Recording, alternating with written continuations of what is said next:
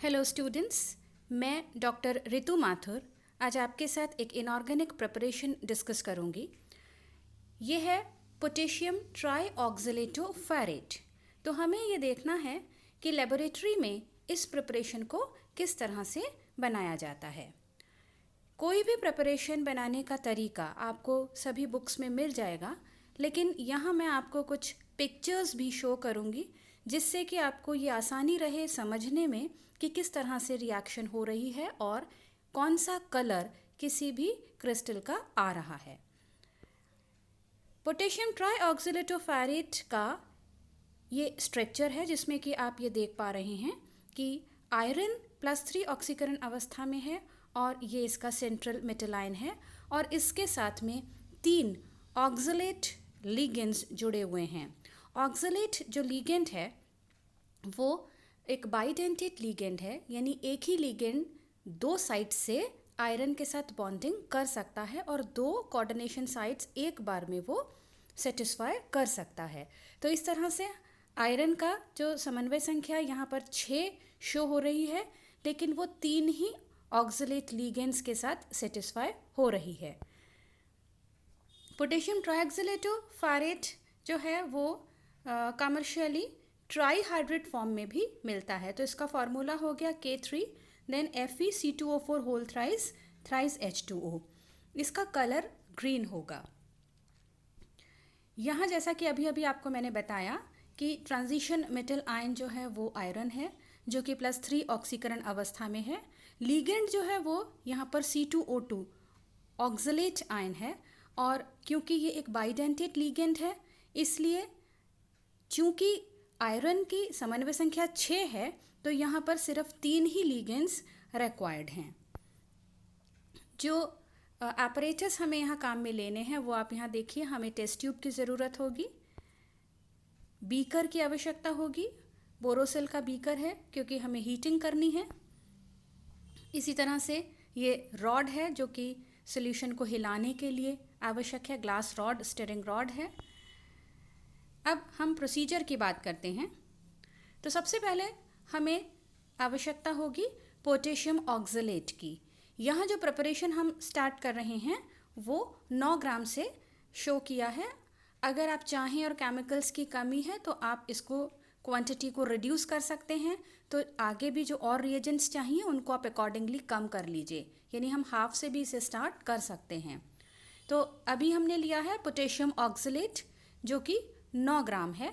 इसको हमने वे कर लिया, तोल लिया है। तोलने के बाद इसको एक बीकर में ट्रांसफ़र कर लिया। अब हमें इसका सॉल्यूशन बनाना है। आपको ये मालूम है कि इनऑर्गेनिक प्रिपरेशंस में हमें पानी की मिनिमम क्वांटिटी में डिज़ोल्व करना होता है। रीज़न क्या है कि जो इनऑर्गेनिक कॉम्प्लेक्सेस हैं, इनऑर्गेनिक कंपाउंड्स हैं, वो वाटर सॉल्युबल होते हैं। इसलिए इनिशियल स्टेज से ही हमें पानी की क्वांटिटी कम से कम रखनी है। अदरवाइज़ अगर हमने शुरू में ही पानी ज़्यादा लिया तो प्रिपरेशन बनने के बाद, क्रिस्टल फॉर्मेशन होने के बाद वो उसमें डिज़ोल्व हो सकता है और हमें यील्ड कुछ कम प्राप्त होगी।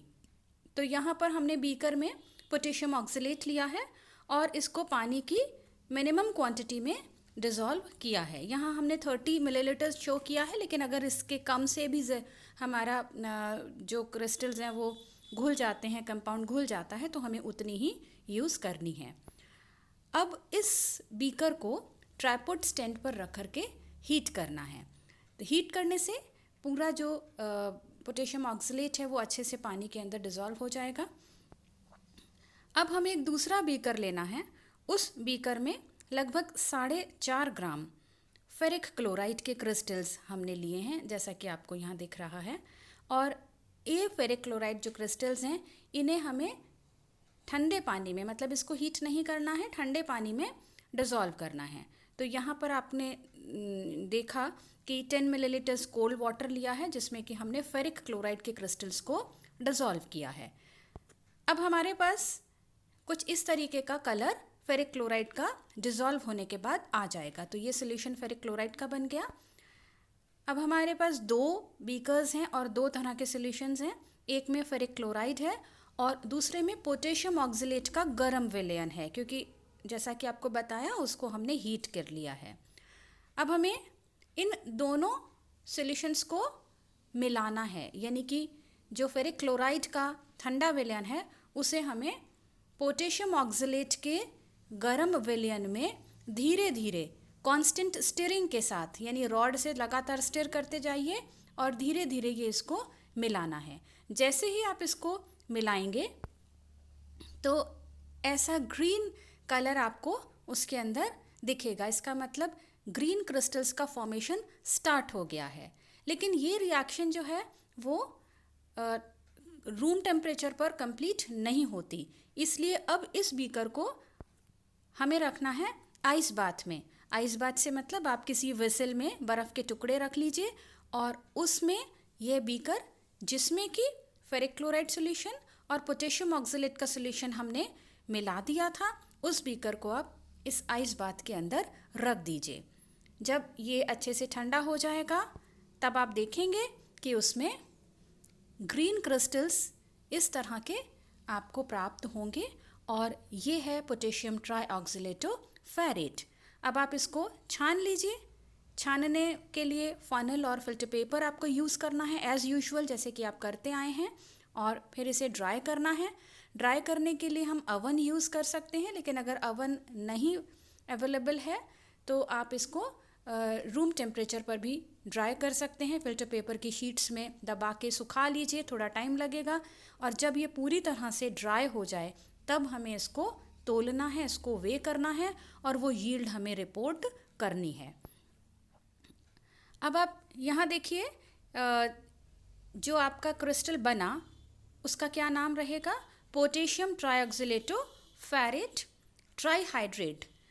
जैसा कि पहले भी बताया है, इसकी जो ज्योमेट्री है वो होगी अष्टफलकीय, क्योंकि समन्वय संख्या 6 है और समन्वय संख्या 6 होने की वजह से 3 बाइडेंटेड लिगेंड्स, 3 द्विदंतुक लिगेंड्स जो कि ऑक्सलेट आयन के हैं वो यहाँ पर काम में आए हैं।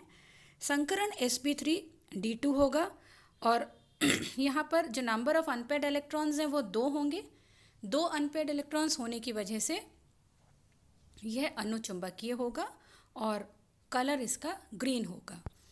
ये मेथड आपको यहाँ पर लिखा हुआ है जो कि अभी अभी हमने किया, आप इसको देख सकते हैं। सबसे पहले आप ऑब्जेक्ट लिखेंगे, ऑब्जेक्ट लिखने के बाद आप रिएजेंट्स लिखेंगे। तो ऑब्जेक्ट में लिखेंगे to prepare potassium trioxalato ferret, यानी कि पोटेशियम ट्राईऑक्सिलेटो फेरेट बनाना। फिर आप रिएजेंट्स जो भी आपको ज़रूरत है आप देख लीजिए। FeCl3 लिखा हमने जो कि 4.5 ग्राम्स चाहिए, पोटेशियम ऑक्सलेट हमें 9 ग्राम्स चाहिए और एल्कोहल हमें 15 मिलीलीटर्स और चाहिए। तो उस प्रोसेस में हमें इतना बताना है अभी कि हमें एल्कोहल कहाँ यूज़ करना है। हम अभी इस प्रोसेस पर आ रहे हैं पॉइंट वाइज। तो सबसे पहले प्रोसीजर में क्या होगा, हमें 9 ग्राम्स पोटेशियम ऑक्सलेट को पानी की मिनिमम क्वांटिटी में डिज़ोल्व करना है और उसके बाद इसको हीट करना है। दूसरे बीकर में हमें 4.5 ग्राम्स फेरिक क्लोराइड के क्रिस्टल्स लेने हैं और उसको भी पानी की मिनिमम क्वांटिटी, ठंडे पानी की मिनिमम क्वांटिटी में डिज़ोल्व करना है।